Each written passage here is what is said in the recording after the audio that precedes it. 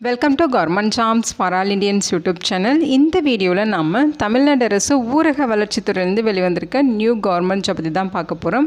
இந்த நோட்டிஃபிகேஷனில் வேரியஸ் டைப்பில் வேரியஸ் டிபார்ட்மெண்ட்டில் இருக்க வேகன்சிஸ் ரெக்ரூட் பண்ண போகிறாங்க. இனிஷியல் சேலரியே பார்த்தீங்கன்னா 35,400 1,30,400 வரைக்கும் பேசிக் பே சொல்லியிருக்காங்க. இது இல்லாமல் எக்கச்சக்கமாக அலவன்சஸும் இருக்கும். ஒவ்வொரு போஸ்டிங்கை பொறுத்து சேலரி குவாலிஃபிகேஷன் உங்களுக்கு வேரி ஆகுது. ஆன்லைன் மூலமாக அப்ளை பண்ண சொல்லியிருக்காங்க. அப்ளை பண்ணுறதுக்கு எஸ்சி எஸ்டி பிடபிள்யூடி கேட்டகரிக்கு ஃபீஸே கிடையாது. அதே மாதிரி எக்ஸர்வீஸ்மேனுக்கும் ஃபீஸ் கிடையாது. லாஸ்ட் டேட் ஆகஸ்ட் 15 வரைக்கும் அப்ளை பண்ண டைம் கொடுத்துருக்காங்க. இதோட ரெக்ரூட்மெண்ட் பார்த்திங்கன்னா நம்ம தமிழ்நாட்டில் இருக்க 38 மாவட்டங்கள்லையுமே தான் உங்களுக்கு போஸ்டிங்ஸ் ரெக்ரூட் பண்ண போகிறாங்க. ஸோ உங்கள் ஊர்லேயே ஜாப் கிடைக்கிறதுக்கு நிறைய பாசிபிலிட்டிஸ் இருக்குது. தமிழகம் முழுவதும் உள்ள ஆண்கள் பெண்கள் எல்லாருமே இந்த போஸ்ட்டுக்கு எலிஜிபிள். இதோட அஃபிஷியல் நோட்டிஃபிகேஷன் அண்ட் எலிஜிபிலிட்டி பற்றின டீட்டெயில்ஸ் இப்போ நான் ப்ரீஃபாக எக்ஸ்பிளைன் பண்ணுறேன். வீடியோவை ஸ்கிப் பண்ணாமல் முழுமையாக பாருங்கள். அதுக்கு முன்னாடி நீங்கள் இப்போ தான் இந்த சேனலுக்குள்ளே முதல் முறையாக வரீங்க அப்படின்னா நம்ம சேனலை சப்ஸ்கிரைப் பண்ணிவிட்டு பெல் சிம்பல் ப்ரெஸ் பண்ணி ஆல்கிற நோட்டிஃபிகேஷனில் செட் பண்ணிக்கிங்க. அப்போ தான் நாங்கள் கொடுக்குற எல்லா கவர்மெண்ட் ஜாப் அப்டேட்டுமே உங்கள் ஃபோனுக்கே நோட்டிஃபிகேஷனாக கிடைக்கும். எந்த ரெக்ரூட்மெண்ட் ரிலேட்டடான apply link and notification link எல்லாமே இந்த வீடியோவோட டிஸ்கிரிப்ஷன்லையும் ஃபஸ்ட்டு கமெண்ட்லையும் பின் பண்ணியிருக்கேன். செக் பண்ணி பாருங்கள். இந்த வீடியோக்கு ஒரு லைக் கொடுத்துருங்க. நீங்கள் கொடுக்குற லைக் தான் எங்களுக்கு அடுத்தடுத்த வீடியோ போகிறதுக்கான மிகப்பெரிய மோட்டிவேஷனாக இருக்கும். இப்போ வாங்க நம்ம வீடியோக்குள்ளே போகலாம். இதுதான் இந்த ஜாபுக்கான அஃபிஷியல் நோட்டிஃபிகேஷன். இந்த நோட்டிஃபிகேஷன் நமக்கு எங்கேருந்து கொடுத்துருக்காங்கன்னு பார்த்தீங்கன்னா தமிழ்நாடு பப்ளிக் சர்வீசஸ் கமிஷன்லேருந்து கொடுத்துருக்காங்க. அதாவது டிஎன்பிஎஸ்சி அப்படின்னு சொல்லுவோம் இல்லைங்களா, இங்கேருந்து நோட்டிஃபிகேஷன் கொடுத்துருக்காங்க. நம்ம தமிழ்நாட்டில் இருக்க வேக்கன்சிஸ் எல்லாமே ரெக்ரூட் பண்ணுற ஆணையம் தான் இது. இங்கேருந்து உங்களுக்கு ஒரு நோட்டிஃபிகேஷன் கொடுத்துருக்காங்க. அதுவும் பார்த்தீங்கன்னா கம்பைன்ட் டெக்னிக்கல் சர்வீசஸ் எக்ஸாமினேஷன், அதாவது டிப்ளமோ ஐடிஐ லெவலில் இருக்க போஸ்டிங்ஸ் எல்லாமே ரெக்ரூட் பண்ணுறதுக்கான நோட்டிஃபிகேஷன் தான் இது. ஆன்லைன் மோடில் நீங்கள் விண்ணப்பிச்சுக்கலாம் அப்படின்னு சொல்லியிருக்காங்க. ஸோ இந்த ஜாபுக்கு அப்ளை பண்ணுறதுக்கு உங்களுக்கு ஆகஸ்ட் 15 வரைக்கும் டைம் கொடுத்துருக்காங்க. ஸோ அதுக்கப்புறம் பார்த்தீங்கன்னா அப்ளிகேஷன் ஏதாவது தப்பாக ஃபில் பண்ணிட்டீங்க, அந்த அப்ளிகேஷனை கரெக்ஷன் பண்ணிக்கணும் அப்படின்னா உங்களுக்கு ஆகஸ்ட் 19 ஆகஸ்ட் 21 வரைக்கும் உங்களுக்கு டைம் கொடுக்குறாங்க. ஓகேங்களா? ஸோ இதோட எக்ஸாமினேஷன் பார்த்திங்கன்னா பேப்பர் 1 பேப்பர் 2 அப்படின்னு சொல்லி 2 எக்ஸாம் இருக்கும். பேப்பர் 1 பார்த்திங்கன்னா டிஎன்பிஎஸ்சியில் ஆல்ரெடி நமக்கு தெரியும் இல்லைங்களா, Tamil eligibility test, general studies, இது ரிலேட்டடாக உங்களுக்கு வந்து பேப்பர் 1 டெஸ்ட் இருக்கும். பேப்பர் 2 பார்த்திங்கன்னா உங்களுக்கு சப்ஜெக்ட் ஓரியன்ட் பேப்பர் இருக்கும். ஓகேங்களா? ஸோ உங்களோட குவாலிஃபிகேஷன் ரிலேட்டடாக சப்ஜெக்ட் பேப்பர் வந்து நீங்கள் பேப்பர் 2 எக்ஸாமாக வந்து ரைட் பண்ணுற மாதிரி இருக்கும். ஸோ 2 பேப்பர் இருக்கும், பேப்பர் 1 பேப்பர் 2 அப்படின்னு சொல்லி. ஸோ பேப்பர் 1 உங்களுக்கு OMR பேஸ்ட் எக்ஸாமாகவும், பேப்பர் 2 கம்ப்யூட்டர் பேஸ்ட் எக்ஸாமாகவும் நடக்கும். ஓகேங்களா?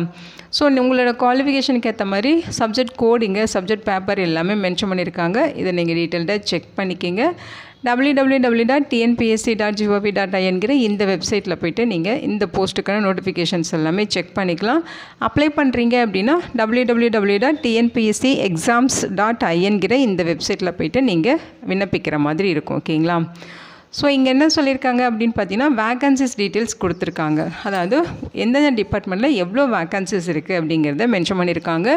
இந்த நோட்டிஃபிகேஷனே பார்த்தீங்கன்னா உங்களுக்கு ஐடிஐ குவாலிஃபிகேஷன், டிப்ளமோ குவாலிஃபிகேஷனுக்கு நம்ம தமிழ்நாட்டில் என்னென்ன டிபார்ட்மெண்ட்டில் என்னென்ன வேக்கன்சிஸ் இருக்கோ அது எல்லாமே ஃபில் பண்ணுறதுக்கான நோட்டிஃபிகேஷன் தான். ஓகேங்களா?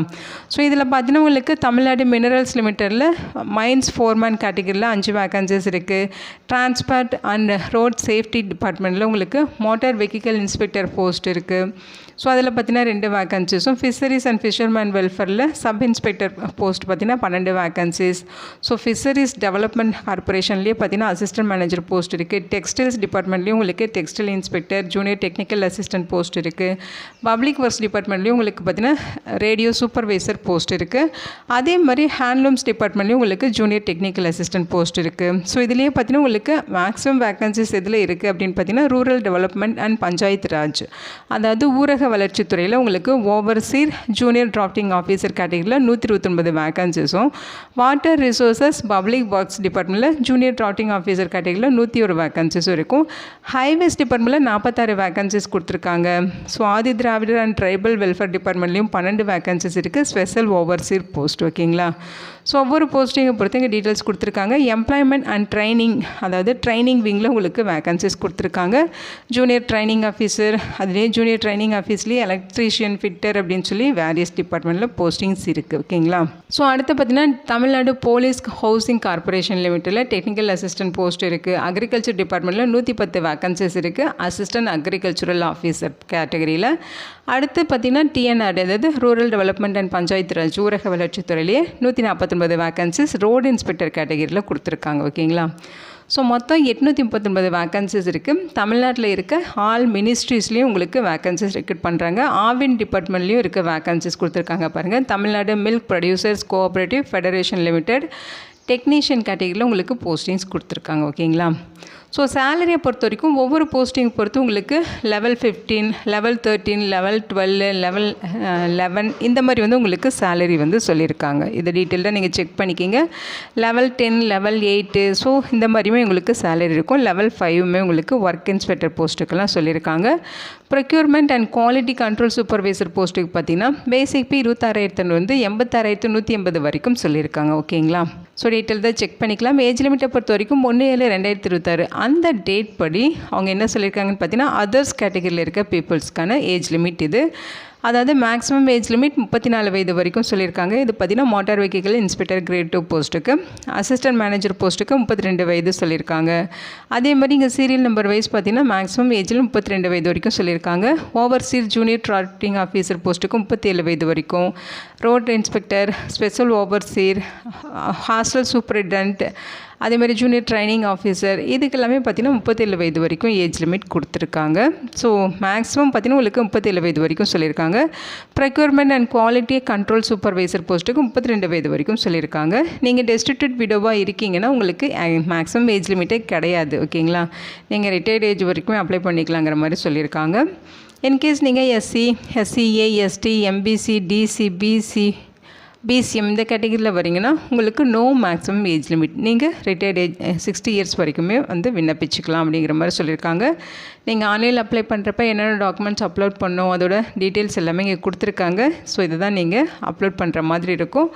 Educational qualification, technical qualification, experience details இங்கே கொடுத்துருக்காங்க. இதில் பார்த்தீங்கன்னா உங்களுக்கு மைன் ஃபோர்ஸ்மேன் இந்த போஸ்ட்டுக்கெல்லாம் பார்த்தீங்கன்னா டிப்ளமோவில் mining engineering with mines foreman course முடித்தவங்க எலிஜிபிள். அதே மாதிரி மோட்டார் வெஹிக்கிள் இன்ஸ்பெக்டர் போஸ்ட்டுக்கெலாம் பார்த்திங்கன்னா மினிமம் ஜென்ரல் எஜுகேஷன்ஸ் குவாலிஃபிகேஷன், அதாவது 10th முடிச்சுட்டு டிப்ளமோவில் ஆட்டோமொபைல் இன்ஜினியரிங்கோ அல்லது மெக்கானிக்கல் இன்ஜினியரிங் இந்த மாதிரி படிச்சிருந்தா எலிஜிபிள். ஸோ மேக்ஸிமம் பார்த்திங்கன்னா உங்களுக்கு டிப்ளமோவில் ஃபிஷரிஸ் முடித்தவங்களுக்கு சான்சஸ் கொடுத்துருக்காங்க. டிப்ளமோவில் fisheries technology and navigation technology முடித்தவங்களுக்கும் சான்சஸ் கொடுத்துருக்காங்க. டெக்ஸ்டைல் இன்ஸ்பெக்டர் போஸ்ட்டுக்கெலாம் பார்த்திங்கன்னா நீங்கள் 10th முடிச்சுட்டு டிப்ளமோவில் டெக்ஸ்டைல் டெக்னாலஜியோ ஹேண்ட்லூம் டெக்னாலஜியோ அல்லது ஹேண்ட்லூம் அண்ட் டெக்ஸ்டைல் டெக்னாலஜியும் முடிச்சிருந்தா எலிஜிபிள், அல்லது டிப்ளமோவில் டெக்ஸ்டைல் மேனுஃபேக்சர் முடிச்சிருந்தாலும் நீங்கள் எலிஜிபிள்ங்கிற மாதிரி சொல்லியிருக்காங்க. அடுத்து ரேடியோ சூப்பர்வைசர் போஸ்ட்டுக்கெலாம் பார்த்திங்கன்னா டிப்ளமோவில் எலக்ட்ரானிக்ஸ் அண்ட் கம்யூனிகேஷன் இன்ஜினியரிங் முடிச்சிருக்கணுங்கிறத சொல்லியிருக்காங்க. ஸோ இங்கே பார்த்தீங்கன்னா டீட்டெயில் தான் நீங்கள் செக் பண்ணிக்கலாம். ஓவர்சீர் ஜூனியர் டிராஃப்டிங் ஆஃபீஸர் போஸ்ட்டுக்கெலாம் பார்த்தீங்கன்னா நீங்கள் டிப்ளமோவில் சிவில் இன்ஜினியரிங் முடிச்சிருக்கணுங்கிற மாதிரி சொல்லியிருக்காங்க. ஸோ டிப்ளமோவில் சிவில் இன்ஜினியரிங்கும் வந்து வேக்கன்சிஸ் நிறையவே கொடுத்துருக்காங்க. மெக்கானிக்கல் இன்ஜினியரிங்கும் வேக்கன்சிஸ் இருக்குது. ஸோ இதில் பார்த்திங்கன்னா உங்களுக்கு junior training officer, designer and virtual so இது ரிலேட்டடாக பார்த்திங்கன்னா உங்களுக்கு போஸ்டிங்ஸ் கொடுத்துருக்காங்க. 10th பாஸ் பண்ணியிருக்கணும். அதோட டிகிரியில் அதாவது இன்ஜினியரிங் அல்லது டெக்னாலஜியில் பார்த்திங்கன்னா industrial, mechanical, production, mechanical engineering, design and drafting, mechatronics இது ரிலேட்டடாக படிச்சிருக்கணுங்கிற மாதிரி சொல்லியிருக்காங்க. அல்லது டிப்ளமோவில் அவங்க சொல்லியிருக்க ரெலவென்ட் ஃபீல்டில் கோர்ஸ் முடிச்சிருக்கணுங்கிற மாதிரி சொல்லியிருக்காங்க. அதோட என்டிசி சர்டிஃபிகேட், என்ஏசி சர்டிஃபிகேட் இந்த மாதிரி வச்சுருந்தாலும் நீங்கள் எலிஜிபிள் தான். ஓகேங்களா. ஒவ்வொரு போஸ்டிங்கை பொறுத்து டிசிப்ளின் வந்து உங்களுக்கு சேஞ்ச் ஆகும், செக் பண்ணிக்கிங்க. ரோடு இன்ஸ்பெக்டர் போஸ்ட்டுக்கெலாம் பார்த்தீங்கன்னா ஐடிஐயில் சிவில் டிராஃப்ட்மேன்ஷிப் முடிச்சிருக்கீங்கன்னா எலிஜிபிள்ங்கிற மாதிரி சொல்லியிருக்காங்க. ஸோ ஐடிஐ முடித்தவங்களுக்கும் இந்த போஸ்டிங்ஸ் தான் கொடுத்துருக்காங்க. ஓகேங்களா. முக்கியமாக பார்த்தீங்கன்னா உங்களுக்கு தமிழில் நல்லா எழுத படிக்க தெரிஞ்சிருக்கணும்னு சொல்லியிருக்காங்க. நாலேஜ் இருக்கணும், அதாவது தமிழில் உங்களுக்கு போதுமான எழுத்தறிவு, படிப்பறிவு இதெல்லாமே இருக்கணும் அப்படிங்கிற மாதிரி சொல்லியிருக்காங்க. ஸோ இதில் பார்த்தீங்கன்னா பிடபிள்யூடி கேட்டகரிக்கும் வேக்கன்சிஸ் ஒதுக்கீடு பண்ணியிருக்காங்க. அவங்க எந்தெந்த போஸ்ட்டுக்கெலாம் நாட் எலிஜிபிள்ங்கிறத தான் இங்கே மென்ஷன் பண்ணியிருக்காங்க. அதாவது மோட்டார் வெஹிக்கிள் இன்ஸ்பெக்டர் கிரேட் 2 போஸ்ட்டுக்கு நாட் எலிஜிபிள், அதேமாதிரி அசிஸ்டன்ட் மேனேஜர் போஸ்ட்டுக்கும் நாட் எலிஜிபிள். அதை தவிர்த்து மற்ற எல்லா போஸ்ட்டுக்குமே பிடபிள்யூடி கேட்டகரி பீப்புள்ஸ் வந்து விண்ணப்பிச்சிக்கலாங்கிற மாதிரி சொல்லியிருக்காங்க. ஸோ எக்ஸாமினேஷனோட ஸ்கீம் கொடுத்துருக்காங்க. ஸ்கீம் ஆஃப் எக்ஸாமினேஷன் பார்ட் 1 பார்த்திங்கன்னா உங்களுக்கு part A, part B, part C அப்படின்னு சொல்லி 3 பார்ட் இருக்கும் பேப்பர் 1க்கு. ஓகேங்களா? பார்ட் ஏ உங்களுக்கு தமிழ் எலிஜிபிலிட்டி டெஸ்ட்டும், part B general studies, part C aptitude and mental ability ரிலேட்டடாக கொஸ்டின்ஸ் இருக்கும். 200 கொஸ்டின்ஸ் 3 மணி நேரம் எக்ஸாம் நடக்கும். அதே மாதிரி பார்த்தீங்கன்னா 300 மார்க்குக்கு எக்ஸாம் இருக்குங்கிற மாதிரி சொல்லியிருக்காங்க. OMR based exam. பேப்பர் 2 பார்த்தீங்கன்னா சப்ஜெக்ட் ஓரியன்ட் பேப்பர், 3 மணி நேரம் எக்ஸாம் நடக்கும் 300 மார்க்குக்கு. அதில் பார்த்தீங்கன்னா உங்களுக்கு சிபிடி எக்ஸாமாக நடக்குங்கிற மாதிரி சொல்லியிருக்காங்க. பேப்பர் 2க்கான அந்த சப்ஜெக்ட் டீட்டெயில்ஸ் எல்லாமே இங்கே கொடுத்துருக்காங்க. கொஸ்டின் பேப்பர் இங்கிலீஷ் அண்ட் தமிழில் தான் இருக்கும். ஓகேங்களா? இங்கே பார்த்தீங்கன்னா உங்களுக்கு இந்த போஸ்ட்டுக்கு எப்படி அப்ளை பண்ணுங்கிற இன்ஸ்ட்ரக்ஷன் கொடுத்துருக்காங்க. 1 டைம் ரெஜிஸ்ட்ரேஷன் எப்படி பண்ணுறது, இந்த மாதிரி எல்லா டீட்டெயில்ஸுமே கொடுத்துருக்காங்க. 1 டைம் ரெஜிஸ்ட்ரேஷனுக்கு நீங்கள் 150 ரூபா பெய்ட் பண்ணணும். புதுசாக நீங்கள் ரெஜிஸ்டர் பண்ணுறீங்கன்னா 150 ரூபா பெய்ட் பண்ணி நீங்கள் வந்து அப்ளை பண்ணுற மாதிரி இருக்கும். ஃபீஸை பொறுத்த வரைக்கும் 100 ரூபா ஃபீஸ் சொல்லியிருக்காங்க. எக்ஸாமினேஷன் சென்டர் நம்ம தமிழ்நாட்டில் எல்லா டிஸ்ட்ரிக்ட்ஸுமே உங்களுக்கு எக்ஸாமினேஷன் சென்டர்ஸ் இருக்கும். ஸோ எக்ஸாமினேஷன் ஃபீஸ் 100 ருபீஸ் சொல்லியிருக்காங்க. இதில் SC, ST, PWD category, ex-service man இவங்களுக்குலாம் ஃபீஸ் கிடையாது. இவங்க ஃப்ரீயாகவே விண்ணப்பிச்சுக்கலாம். ஓகேங்களா? இந்த வீடியோ உங்களுக்கு யூஸ்ஃபுல்லாக இருக்குன்னு நினைக்கிறேன். உங்கள் ஃப்ரெண்ட்ஸ் அண்ட் ஃபேமிலி மெம்பர்ஸுக்கு இதை ஷேர் பண்ணுங்கள். இந்த போஸ்ட்டுக்கு விண்ணப்பிக்க இன்ட்ரெஸ்ட் இருக்கவங்க விண்ணப்பிச்சுக்கிங்க. Thank you so much and bye.